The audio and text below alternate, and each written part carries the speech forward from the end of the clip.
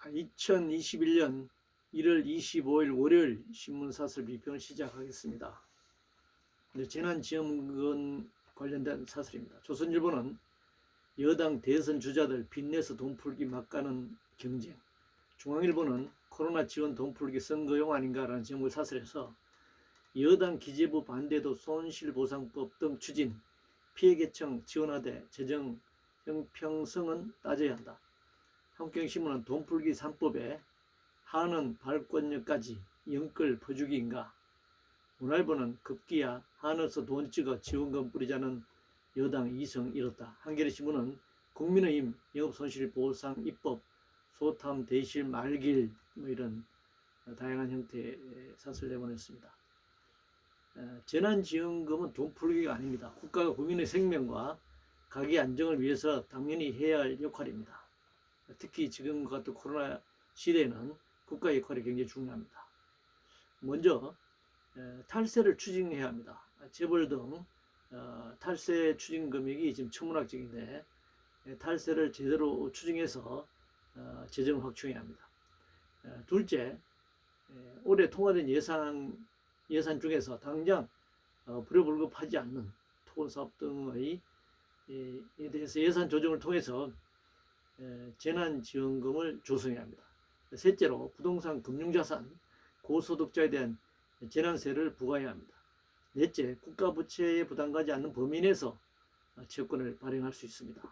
마지막으로 물가 안정에 문제가 없는 범위에서 역시 통화량을 확대할 수 있다고 생각합니다.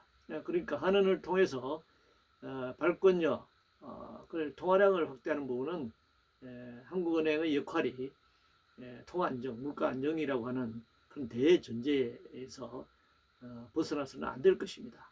그러니까 우선적으로 지원을 마련할 수 있는 그런 방법부터 정부가 차근차근 국회를 통해서 협의하고 필요한 법과 제도를 마련해야 한다고 생각합니다. 그래서 선별적 재난지원금이 아니라 전국민 재난지원금을 지급하는 것이 옳다라고 생각합니다. 자영업자에 대한 손실보상금 얘기를 하지만 자영업자도 천차만별입니다. 특히 자영업의 경우에 임대료, 또 금융대출, 공과금 이 부분이 이제 핵심적인 내용인데 이 자기 건물이나 자기 집에서 자영업을 하는 경우와 또 임대에서 하는 경우는 완전히 다릅니다. 그렇기 때문에 매출액 기준으로 손실보상을 지원하는 것은 굉장히 불평등을 가져올 것입니다. 그리고 이 자영업자 보다 더 어려운 처지에 있는 실업자들, 단순 단기간 노동자들, 알바 노동을 할 수밖에 없는 사람들이 훨씬 더 많다는 사실을 알아야 합니다. 따라서 전국민 재난지원금을 지급하고 고소득 또 재산이나 금융자본가들에게는 그 부분을 세금으로 회수하고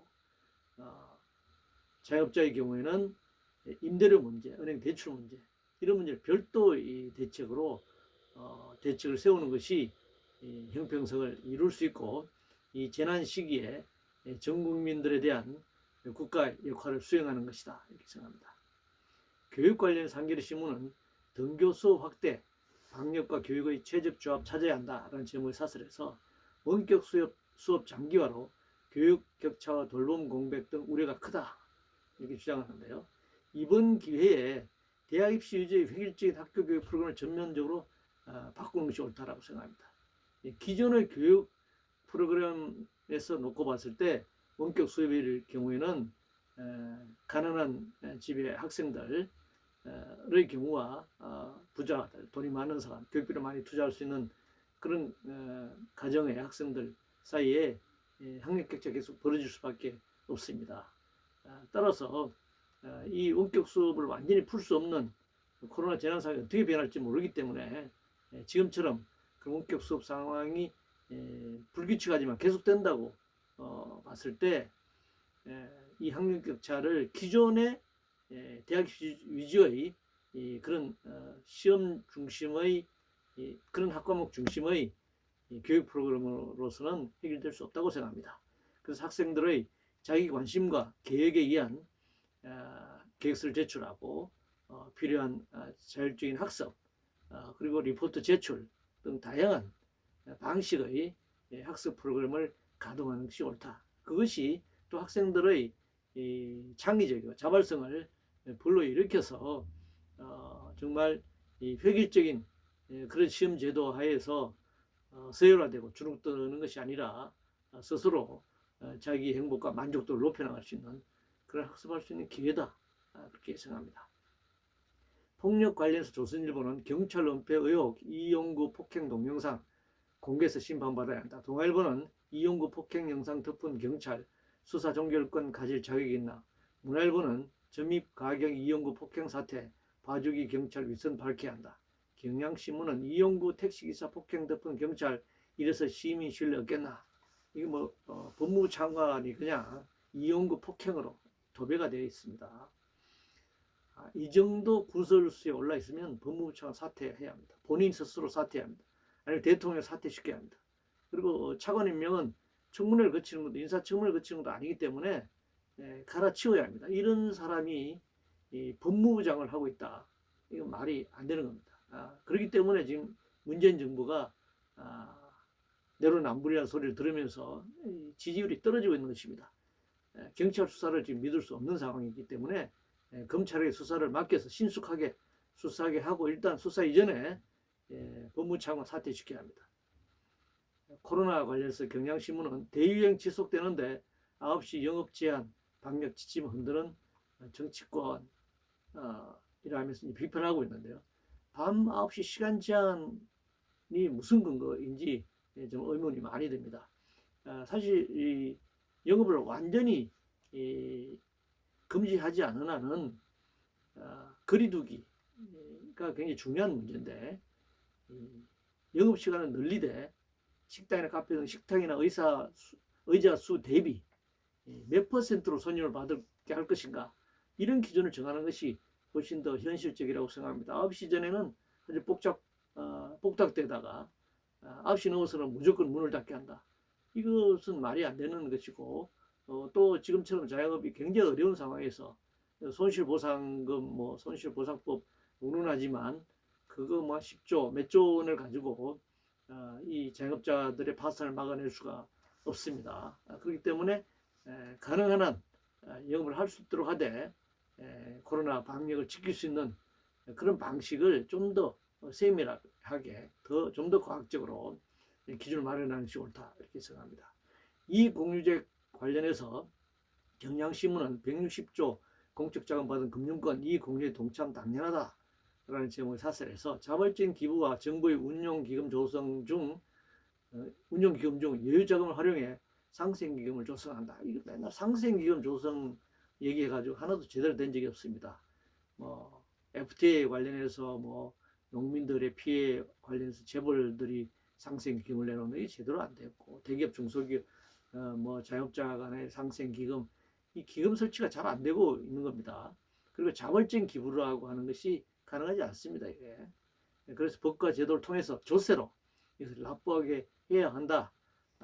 이게 이익공유제라고 하는 것은 단순히 이익만의 공유가 아니라 그 이익을 발생시키는 재산, 생산시설 다 어떤 특정한 주주나 재벌, 자본가들만의 것이 아닙니다.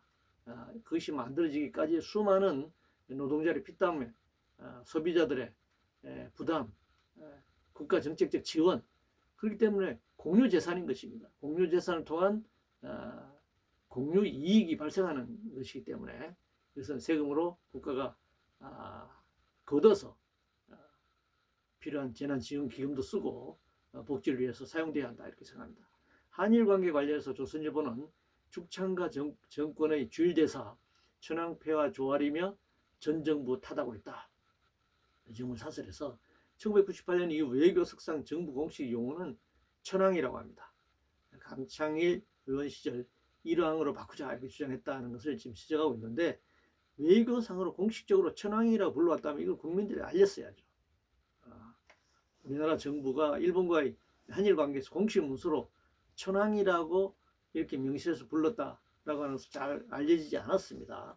국민들에게 그런 사실을 제대로 알려야 하고 그래서 이 정서적인 문제가 있기 때문에 이 천황폐하 만세라고 하는 것이 일제 식민 지배하에 조선 민중들의 억압과 수탈과 또 폭력, 뭐 살해 이런 여러 가지 약탈의 어떤 그 상징적 존재였잖아요. 그렇기 때문에 이 천황이라고 부르는 것은 해방된 이후에 일본에 대한 반일 감정 이런 것들을 더 북돋을 수 있는데, 현재 공식 문서에 천황이라고 한다면 이거 국민들에게 알려서 이것이 어떤 의미다. 예를 들면 우리나라 대통령의 대자가 큰 대자가 붙어 있는데 통령이면 사실 되는 것이죠. 그런데 크게 대통령을 높여서 대통령 이렇게 부르는 거 아니겠습니까? 그래서 이 천황이라고 하는 것이 일본의 이제 상징적인 이제 존재로 돼 있고, 외교적으로 일본이 일왕이 아니라 천황으로 불러줄 것을 아마 공식적 요청이 됐을 테고, 그것을 또 거부할 수 없어서 다른 나라가 다 그것을 인정하고 있으니까 우리도 그것을 그렇게 외교상 관리적으로 관행으로 이렇게 인정해 왔다면 국민들에게 당연히 알렸어야 하는데, 그걸 제대로 알지도 않고 자기들끼리만 알고 외교 문서는 천황으로 하는데 또 국회에서는 일왕으로 해야 된다라고 정치적 발언이나 하는 그런 쇼를 하다 보니까 줄대서로 가가지고 다시 천황폐하라고 하는 뭐 그런 망발을 하게 되는 결과를 가져온 것이죠. 북미 관계 관련해서 동아일보는 북핵 새 전략 선언한 미국 평화만 외치는 것은 환상이란 경고. 중앙일보는 취임 이틀 만에 북핵은 위협 못 박은 바이든 이런 제목을 사설해서 트럼프와 다른 새 대북 전략 다짐, 문 대통령 선제적 능동적 대응 절실하다. 한겨레 신문은 미 백악관 대북 새 전략 더 중요한 한국의 역할이라는 제목의 사설을 내보냈습니다. 일단 외형적으로 트럼프와 다른 것처럼 보입니다. 그러나 북핵 전략이 90년대 이래 30여 년 동안 미국 정부가 민주당과 공화당으로 계속 번갈아 집권하면서 일관되게 진행되어 왔던 북미라 관계, 북핵에 대한 대응 전략이었다고 생각합니다. 약간의 변화는 있었지만, 그러나 트럼프가 북미 간 정상회담을 뭐 2차례나 하고 했지만 북핵을 인정한 것도 아니고 북한이 요구했던 빅딜에 대한 협상에 동의한 것도 아닙니다. 그렇기 때문에 이 바이든이 트럼프가 했던 어떤 뭐 여러 가지 외형적으로 겉으로 보기에 그런 협상이라든가 뭐 제도라든가 이런 것들을 바꿀 수는 있을지 모르겠지만, 근본적으로 북미 간의 협상 전략, 또 북핵에 관한 전략, 이것은 바뀌지 않을 것이라고 생각합니다. 따라서 현재 같은 긴장 상태가 계속될 것으로 예상이 됩니다. 전월세 관련해서 한국경제신문은 전세 매매 폭등, 임대차법 6개월 원점 재검토 주저 말라 이렇게 얘기하고 있는데요. 전월세나 임대차법 재검토를 한들 현재 주택난이 해결되지 않을 것입니다. 주택의 수요와 공급의 문제가 아닙니다. 지금 한국 사회의 핵심적인 문제는 소유 구조의 근본적인 문제가 있다고 생각합니다. 주택 보급률이 100%가 넘는 나라에서 수도권 대도시에 자기 집을 가진 비율이 절반에 머무른다, 5, 60%에 머무른다. 이것은 기본적으로 소유 구조의 문제인 것이죠.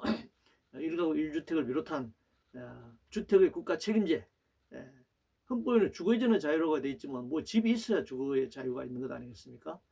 주거의전의 자유가 아니라 집을 가질 자유, 집 1가구 1주택 소유의 권리, 이런 것들이 사실 헌법에 이제 바꿔야 되는데 당장 헌법 개정이 어려운 처지이기 때문에 법을 바꿔서라도, 법을 제정해서라도 국가의 주택 책임제, 1가구 1주택을 국가가 책임지게 하는 그런 법을 만들면 이런 문제도 해결된다고 생각합니다. 복합몰 휴무 관련해서 동아일보는 지역상권 살린다며 소상공인 잡는 복합몰 강제 휴무라는 제목을 사설해서 전통시장과 지역상권 보호 위에 월 2회 휴일 휴무를 강행하는 유통산업발전법 개정안을 비판하고 있습니다. 스타필드와 롯데몰만 보더라도 전국 13곳 2천여 개 매장 대부분을 소상공인들이 운영하고 있다. 결국은 주간 이틀 휴무하면 소상공인들이 피해를 본다, 이렇게 이제 반대를 하고 있는데, 사실 이게 교묘한 주장인데요. 이 전통시장과 복합몰래 소상공인 간의 대립과 갈등으로 이을지 문제를 드러냈잖아요. 문제의 본질은 거대 유통자본이 골목 상권까지 진출한 게 문제입니다. 원래 이 거대한 복합몰들은 미국의 경우에 이 도심으로부터 뭐 한 100리 정도 떨어진 곳에 있는 것이거든요. 그렇기 때문에 차를 몰고 와서 필요한 것을 이제 트렁크에 가득 이제 사서 냉장고라든가 이렇게 채우고 하는 것인데, 우리나라는 거대 이 복합몰이나 이렇게 백화점들이 다 골목 상권에 다 들어와 있잖아요. 그렇기 때문에 이 거대한 유통자본이 골목 상권을 지금 침범하고 있는 것, 이것을 드러내지 않고 마치 골목 상권에 자영업하는 소상민들과 복합몰 안에 있는 이 소상공인들 간의 갈등을 조장시키는 방식으로 이 문제를 왜곡시키고 있다, 이렇게 생각합니다. 연기금 관련해서 한국경신문은 돈 없는 뉴딜 투자 압박, 수익성 낮다는 고백으로 들린다. 이제 사설인데요. 삼성물산 제일모직 합병 당시 국민연금이 삼성에 유리한 방향으로 선을 들어주는 바람에 국민연금의 손실을 입힌 사실, 여러분들 국민들이 잘 아실 겁니다. 박근혜 국정농단이죠. 보건복지부 장관이 이것 때문에 이제 구속이 됐습니다. 연기금은 안정성이 매우 중요합니다. 수익성보다도. 왜냐하면 전 국민의 노후 대책이죠. 전 국민의 또 노동자들이 퇴직 이후에 죽는 날까지 자기가 받는 임금입니다. 연기금이라고 하는 것이 또 임금일 수 있는 것이죠. 생계비이고 말이죠. 그래서 특정 기업이나 사업에 동원되는 거 굉장히 신중해야 합니다. 반드시 문제가 생길 수밖에 없습니다. 물론 우리나라 연기금의 한 30% 내외가 주식에 투자되어 있는 것은 사실이지만, 이것이 어떤 정권에 의해서 정책적으로 정치적으로 투자될 경우는 사고가 생길 수 있다, 이렇게 생각합니다. 주식시장 관련해서 매일경신문은 공매도 금지국 낙인의 외국 자금 빠져나가면 소탄 대신 아닌가 라는 제목의 사설에서 자유로운 자본시장 투자를 방해하는 요소다, 공매도 금지가 말이죠. 근데 이제 이 공매도가 뭐 기법, 투자 기법이라고 하는데 사실은 주식 투기 기법으로 일반화 지금 되어 있습니다.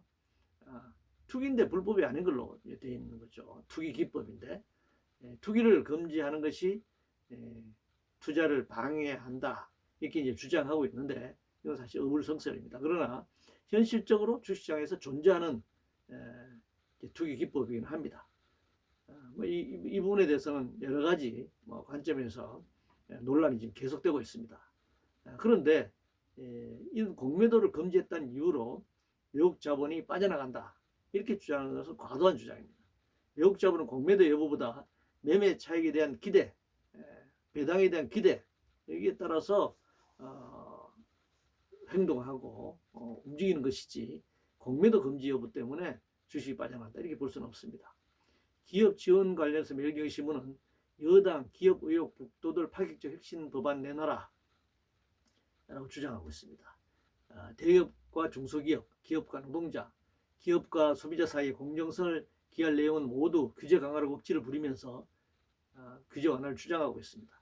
재난지원금에 대해서는 돈 풀기니 포퓰리즘이니 공격하면서 기업에 대한 세제 지원을 요구하고 있습니다. 우리나라 거대 기업들이 IMF 외환위기 이후에는 공적 자금 투입을 하고, 최근에 코로나 재난 상황에서 얼마나 많은 천문학적인 수십 조, 100조 이상의 공적 자금이 투입되고 있는데도 불구하고 계속적으로 이 규제 완화와 세제 지원까지 지금 요구하고 있는 그런 실정입니다.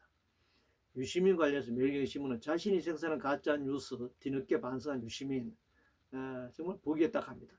진실 여부보다 진영 논리를 과도하게 대변하면서 세력화한 결과 나타나는 문제들 중 하나라고 생각합니다.